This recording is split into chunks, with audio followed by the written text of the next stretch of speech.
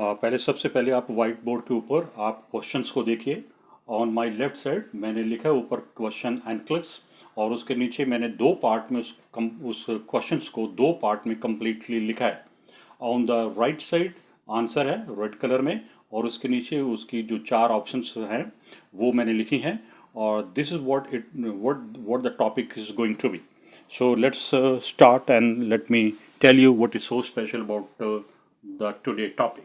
सो आज का जो टॉपिक है मैं करने वाला हूँ, उसका जो फोकस है वो है कि हम क्वेश्चंस को कैसे रीड करें, और उसके अंदर कौन से वो की वर्ड है, वाइटल इंफॉर्मेशन है या लैब वैल्यूज है, उनको उनको नोट करना बहुत ज़रूरी है। एट द एंड जो होता है पार्ट ऑफ द क्वेश्चन वो होता है कि एग्जामिनर ने मेरे से 100% यानी एग्जैक्टली क्या पूछा है। सो अगर आप फिर से बोर्ड पे देखेंगे तो वहाँ लिखता है the client with congestive heart failure suddenly. आप फर्स्ट ऑफ ऑल जब आप क्वेश्चन रीडिंग करते हो तो एक बात का ध्यान रखिए, मेरे एंगल से this is a very clinical है, और ये बहुत ही एक मेजर प्रिंसिपल है। आपको उस सिनेरियो में लेके जाना होगा, यानी आपके सामने जो क्लाइंट है वो उसका डायग्नोज है CHF, और आप उसकी बेड साइड पे खड़े हो as a RN, you are taking care of that. आज 8 आवर्स की ड्यूटी में वो आपका पेशेंट है। सो एग्जामिनर आपको पूछ रहा है कि your patient with congestive heart failure, आगे देखिए क्या हो रहा है। वो कह रहा है सडनली एग्जिबिट रेस्पिरेटरी डिस्ट्रेस, यानी आप उसकी बेड साइड में खड़े हो और आप देख रहे हो कि उसको सडनली रेस्पिरेटरी डिस्ट्रेस हो रहा है। Note the word. दूसरा वो कह रहा है कि विद फ्रॉथी स्प्यूटम, यानी देयर आर टू थिंग्स जो क्लाइंट है वो एग्जिबिट कर रहा है। और इसमें जो वर्ड एग्जिबिट है ये बहुत इंपॉर्टेंट कीवर्ड है। अगर आप इसको प्रॉपरली नहीं समझते तो मैं आपको चैलेंज करता हूं कि आपका 99% आंसर रॉन्ग अपने आप ही हो जाएगा। कोई बड़ा खेल खेलने की जरूरत यहाँ पे नहीं पड़ेगी। सो एग्जिबिट का मतलब होता है जो पेशेंट शो अप करे। एग्जिबिट का मतलब है जो आपकी आंखों को दिखाई दे, यानी पेशेंट को difficulty distress of the respiration हो रहा है और आप अपनी आंखों से देख रहे हो, इसके लिए कोई मॉनिटर नहीं चाहिए। So that what it means. Exhibit का मतलब है कि आपकी आंखों को दिखाई दे रहा है कि पेशेंट जो है वो रेस्पिरेटरी डिस्ट्रेस में है, डिफिकल्ट डिस्निया में नहीं है। It's a extreme condition of the respiratory difficult ना। क्या आप देख रहे हो द पेशेंट को क्या है? नंबर 1 रेस्पिरेटरी डिस्ट्रेस, नंबर 2 क्या है? फ्रॉथी स्पूटम, यानी उसने कफ आउट किया है और वो जो स्पूटम है वो फ्रॉथी टाइप है। यानी फ्रॉथी का मतलब आपको आना चाहिए। अगर आपको उसका भी मीनिंग नहीं आता तो फिर आप again you are going to make a mistake. Frothy का मतलब है कि उसके अंदर एक झागसी है। फ्रॉथ, फ्रॉथ का मतलब होता है झागसा होना, उसके अंदर कोई ब्लड नहीं है, जस्ट फ्रॉथी है। So there are two thing जो है वो पेशेंट एग्जिबिट कर रहा है, और आप बेड साइड RN होने के नाते आप उसको ये देख रहे हो कि रेस्पिरेटरी डिस्ट्रेस है, उसने कफ आउट किया है, स्प्यूटम के अंदर फ्रॉथ है। नंबर यहाँ पे फुल स्टॉप है। अब देखिए वहां पर मैंने फुल स्टॉप डाला है, और आपको यहाँ पे रुकना होगा अपने लिए। आपको इस क्वेश्चंस को ट्रांसलेट करना होगा। आप अपने आप को उठा के उस सीन में ले जाओ कि मैं किसी कार्डिक यूनिट में, मेडिकल कार्डिक यूनिट में काम कर रही हूँ।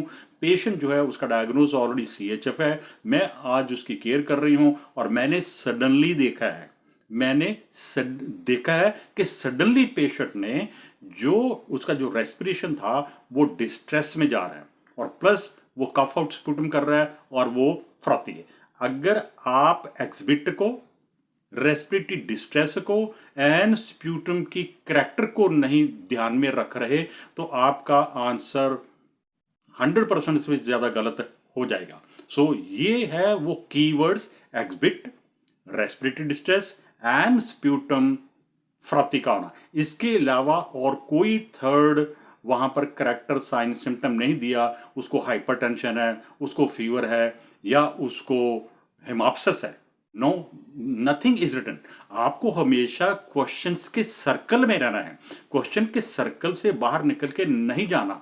जो गिवन है उसी में आपको डिसाइड करना होगा। अगर आपने आप कहते हो मैंने ये सोच लिया, मैंने वो सोच लिया, मैं आपको बोल रहा हूं कि आपका 200% आंसर राइट गलत हो जाएगा एंड यू आर गॉन।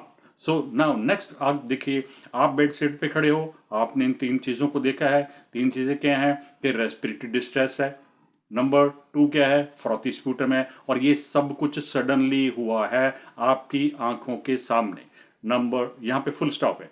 आगे एग्जामिनर जो दूसरी साइड बेड की साइड की दूसरी साइड में खड़ा है, वो आपको पूछता है कि the nurse realize that the client has probably, ये एक चौथा वर्ड आ रहा है, की वर्ड जो है वो आ रहा है, वो है प्रोबेबली। यानी ये सारा कुछ देकर, और आपने देखा क्या है, रेस्पिरेटरी डिस्ट्रेस, आपने क्या देखा, फ्रॉथी स्पूटम, और ये कब हुआ है, सडनली। ये देखकर नर्स रियलाइज करती है कि शायद, यानी प्रोबेबली कोई कंफर्मेशन नहीं है, प्रोबेबली, राइट, कि ये पेशेंट को क्या हुआ होगा, राइट।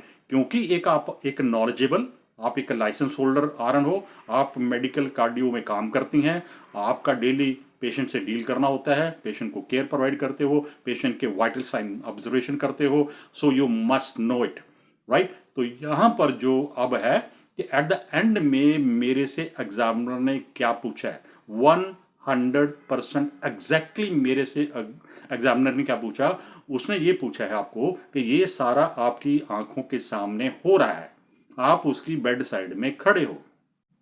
तो वो कहता है कि जो एक आरन है वो रियलाइज करती है कि ये प्रोबेबली क्या होगा। तो देखिए, अब जरा हम चलते हैं आंसर साइड में। मैंने वहां पर 4 आंसर लिखे हुए हैं। नंबर 1 आंसर जो है, आपको कभी भी 1 3 4 4 1 2 3 नहीं पढ़ना, 1 बाय 1 पढ़िए, एंड देन 1 को पहले डिसाइड करिए कि क्या ये ऊपर पूछे गए क्वेश्चन के साथ ये रिलेट कर रहा है या नहीं कर रहा, या 50-50 कर रहा है, या कंप्लीटली रॉन्ग है। So let's go. The first वो कह रहा है कि पल्मोनरी एम्बुलस। अच्छा, जब हम पल्मोनरी एम्बुलेंस की बात करते हैं तो मैं आपको बताता हूं कि ऊपर जाइए वापस में, रेस्पिरेटरी डिस्ट्रेस कहां से हो रहा है, रेस्पिरेटरी सिस्टम से। फ्रॉथी स्पूटम कहां से हो रहा है, रेस्पिरेटरी सिस्टम से। तो यानी यहां पर जो भी पेशेंट की कंडीशन है वो प्राइमरली क्या है, CHF, यानी congestive heart failure. Congestive heart failure से ये जो 2 करेक्टर आ रहे हैं, respiratory distress and frothy symptom, इसका मतलब है कि ये लेफ्ट वेंट्रिकल फेलियर है, लेफ्ट वेंट्रिकल फेलियर के करेक्टर हैं। क्योंकि लेफ्ट वेंट्रिकल फेलियर की वजह से जो बैकअप प्रेशर है वो इंक्रीज है टुवर्ड द पल्मोनरी सिस्टम। यानी फर्स्ट ऑफ ऑल क्या हुआ कि प्रेशर इंक्रीज हुआ लेफ्ट वेंट्रिकल में, फिर उसके बाद प्रेशर इंक्रीज का हुआ लेफ्ट एट्रियम में, फिर प्रेशर कहाँ बढ़ा, बैक साइड में जाएगा, क्योंकि लेफ्ट साइड फेलियर है तो वो पल्मोनरी सिस्टम तक प्रेशर इंक्रीज हो जाएगा, और इसलिए वहां पर आप पेशेंट को जो है वो रेस्पिरेटरी डिस्ट्रेस हो रहा है। और इसलिए जो स्मॉल स्मॉल ब्लड वेसल्स होते हैं ना वहां पर, वो कई बार डिस्टेंडेड हो जाते हैं इतने कि वो रप्चर तक पहुंच जाते हैं। तो पेशेंट को जो फिर स्प्यूटम आता है उसमें वो फ्रॉथी होगा। तो पहले तो ये कॉन्सेप्ट आना चाहिए आपको, ये सबसे पहले। सो इसका मतलब यहां पर है कि जब हम ऑप्शन नंबर ए में जाते हैं तो that is not the condition, that is not the answer of the left side failure. क्योंकि लेफ्ट साइड फेलियर का जो प्रेशर है वो पल्मोनरी सिस्टम में पड़ेगा। जब हम राइट साइड फेलियर की बात करते हैं तो उसका जो सारा प्रेशर है, इंक्रीज प्रेशर होगा of the venous blood cell accumulation, वो लेफ्ट साइड सिस्टमिक में पड़ेगा, सिस्टम्स में पड़ेगा। सो ये चीजें बड़ी क्लियर होनी चाहिए कि अगर लेफ्ट साइड है तो प्रेशर किस तरफ बढ़ेगा, राइट, बिल्डअप प्रेशर कहाँ होगा। अगर लेफ्ट साइड है तो प्रेशर जो है बिल्डअप होके विल गो बिहाइंड, बैकवर्ड, और अल्टीमेटली पल्मोनरी सिस्टम के अंदर। So let's go. फर्स्ट हम डिसाइड करते हैं कि ए आंसर जो है वो राइट है या फिर वो रॉन्ग है। तो यहां पर वो कहता है कि पल्मोनरी एम्बुलेंस, इसका मतलब है कि जो एम्बुलेंस है वो डिटैच, थ्रम्बस जो था वो अटैच होकर सर्कुलेशन के थ्रू राइट वेंट्रिकल तक पहुंच चुका है, और नाउ वो एम्बुलेंस नोन एज एम्बुलेंस, और एम्बुलेंस जो है वो पल्मोनरी आर्टरी के अंदर अटक चुका है। So that is a pulmonary ambulance. इसका मतलब ये जो कंडीशंस है ये right side of the heart की है। तो ये आंसर आपका 100% इनकरेक्ट है, आप इसको एलिमिनेट करिए, और अब रह गया आपके पास 2 3 4। वहां पर तो बड़ा क्लियर कट, हमें अगर हमने कॉन्सेप्ट क्लियर कर लिया एज ए टॉपिक तो हमें साफ लग रहा है कि वो तो राइट साइड की बात कर रहा है, और जो ऊपर करेक्टर दे रखे हैं और जो कंजेस्टिव हार्ट फेलियर दे रखा है वो, और उसके बाद जो उसने करेक्टर दे रखे हैं वो 100% रिलेट हो रहे हैं, कनेक्ट हो रहे हैं with the left side failure. So इसका मतलब to answer is right, wrong है, sorry, right side failure, no, ये उसके करेक्टर बिल्कुल भी नहीं है। अब हम नंबर 3 में चलते हैं। अब हमारे पास सिर्फ दो ऑप्शन रह गई, 3 एंड 4। 3 एंड 4 को जब आपने 2 को एलिमिनेट कर दिया तो आपका जो अब एरिया है वो बहुत श्रिंक हो गया है। आपको पूरा नॉलेज जो है, कॉन्सेप्ट हैं, जो भी आपका थ्योरेटिकल नॉलेज है, जो आपने प्रेपरेशन के पॉइंट ऑफ व्यूज में, प्रेपरेशन क्लासेस में जब आपने लर्न किया है, तो अब आपके पास सिर्फ दो ऑप्शन है, 3 एंड 4, आंसर यहीं पे है। अब हम 3 को पढ़ते हैं। वो कहता कि पल्मोनरी एडिमा। देखिए, जब लेफ्ट साइड फेलियर होता है तो मैंने अभी बताया कि पहले लेफ्ट साइड में, लेफ्ट वेंट्रिकल में प्रेशर बढ़ेगा, बिल्डअप होगा, एक्यूमुलेशन ऑफ द ब्लड होगा, फिर वो प्रेशर बढ़कर लेफ्ट एट्री में जाएगा, then it will go behind to the pulmonary system. तो इसलिए वहां पर क्योंकि बहुत सारा जो ऑक्सीनेटेड ब्लड है वो एक्यूमुलेट हो जाएगा, that is known as a pulmonary oedema.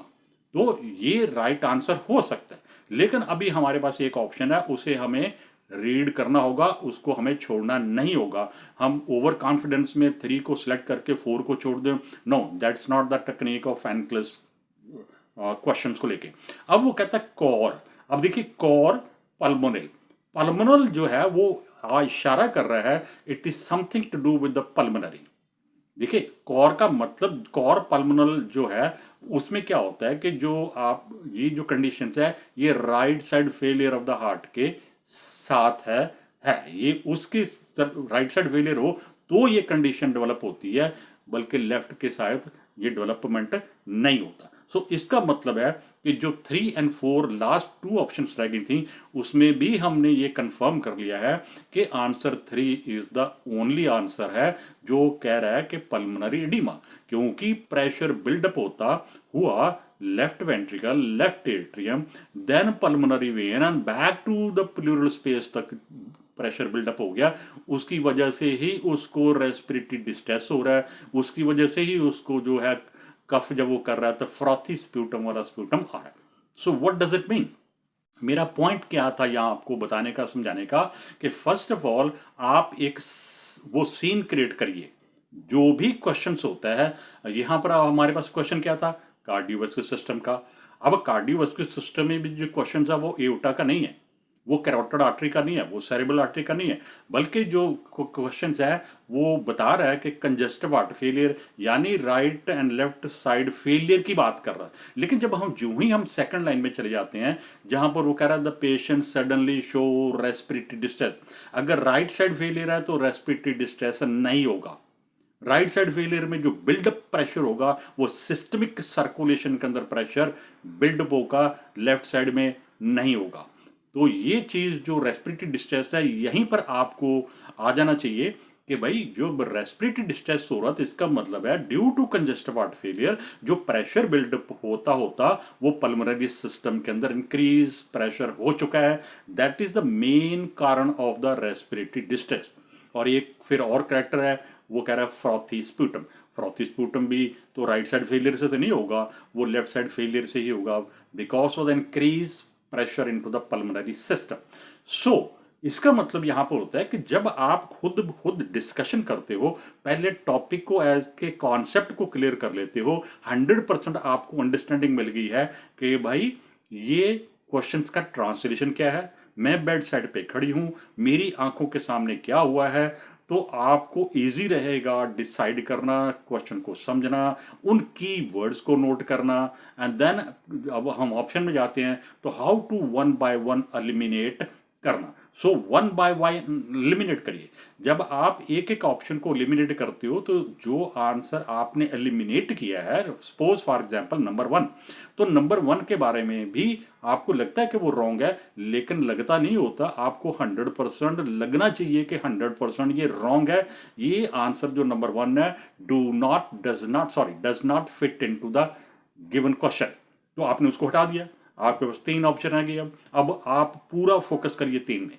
तो आपको लगता है कि 3B 100% इनकरेक्ट है, आप उसको हटा दीजिए। अब आपके पास लास्ट रह गए हैं 2, 3 एंड नंबर 4। तो जब आप 4 पे पहुंचते हो तो आपने 3 को पढ़ा, आपने उसको रोक लिया, लेकिन अभी क्योंकि नंबर 4 को आपने पढ़ना था, तो जब आपने नंबर 4 को रीड किया तो आपको उसका भी कॉन्सेप्ट क्लियर है कि इट्स ए डिजीज, यानी दिस जो करैक्टर है कॉर पल्मनल, ये तब डेवलप होता है जब राइट साइड फेलियर हो, ना कि लेफ्ट साइड। तो लाइन बहुत क्लियर है इन द मिडल कि जो पल्मोनरी रेस्पिरेटरी डिस्ट्रेस था, जो फ्रॉथी स्प्यूटम था, उसकी वजह से जो सारा कुछ डेवलपमेंट हुआ है वो पल्मोनरी सिस्टम से हुआ है, और वहाँ से जो ऑक्सीजनेटेड ब्लड है वो ट्रांसपोर्ट होके लेफ्ट एट्रियम में आएगा, उसके बाद वो लेफ्ट वेंट्रिकल में आएगा। तो यहाँ पर क्योंकि कंजेस्टिव हार्ट फेलियर कह रहे हो, तो आपका इशारा यानी क्वेश्चंस का जो कॉन्सेप्ट है एज ए टॉपिक वो आप डिस्कस करिए, ट्राई टू अंडरस्टैंड। कोई जल्दबाजी ना करो, जब आप प्रेपरेशन कर रहे हो तो देर इज नो हरी। आप प्रेपरेशन कर रहे हो, आप स्टडी मोड में हो, आप घर बैठ के क्वेश्चन प्रैक्टिस कर रहे हो, आपके पास लॉट ऑफ टाइम है। आप ये बार बार जल्दी जल्दी स्टडी करना, जल्दी जल्दी प्रेपरेशन करना, जल्दी जल्दी मैं एटीटी ले लूँ, that is not the solution. The solution is comprehensive preparation for a comprehensive one single exam. या तो आप पास हो या आप फेल हो, आपको हर एरिया में कॉम्प्रहेंसिव प्रेपरेशन होनी चाहिए। Concept of a single word या 2 वर्ड जो एज ए टॉपिक है congestive heart failure, there are 3 word congestive heart failure, तो आपको इसका कॉन्सेप्ट आना चाहिए। कॉन्सेप्ट अगर आपको आता है राइट, तो आपका क्वेश्चन इनकरेक्ट होने के बहुत ही कम चांसेस है। इंग्लिश के वर्ड हो, नर्सिंग साइंस के वर्ड हो, उनका मीनिंग आपको आने चाहिए। जैसे अभी मैंने कहा था कि एग्जिबिट, एग्जिबिट का ट्रांसलेशन क्या है, ये नर्सिंग साइंस का वर्ड नहीं है, ये कोई मेडिकल टर्मिनोलॉजी नहीं है। एग्जिबिट का मतलब होता है जो चीज़ आपको अपनी आंखों से दिखाई देता है। फॉर एग्जाम्पल, अगर पेशेंट वॉमिटिंग कर रहा है तो क्या पेशेंट बताएगा कि मैं वॉमिटिंग कर रहा हूं? नहीं, आपको दिखाई दे रही है।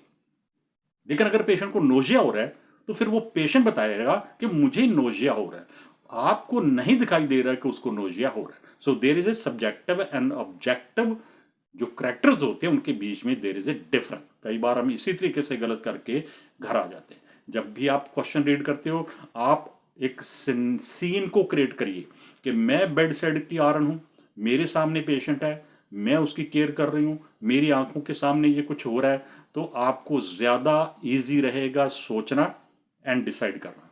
So that is the end of the topic and you can call मी। मेरा यूएस का नंबर है 267-469-1346 फॉर कॉम्प्रहेंसिव कोचिंग क्लासेस।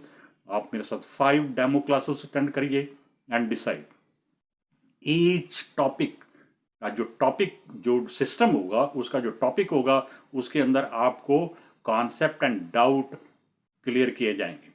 आपको कोई डाउट ऐसा नहीं रह जाएगा जो आप कहें कि मुझे डाउट है, मेरा कॉन्सेप्ट क्लियर नहीं हुआ। ड्यूरिंग द क्लास आपको फुल फ्रीडम है कि at end of the lecture आप पूछिए कि सर ये इंफॉर्मेशन मुझे क्लियर नहीं है, मुझे डाउट है, आप इसको दोबारा क्लियर करिए। So you call me any time, send me WhatsApp message any time 267-469-1346। Have a good day and thank you very much for being with me.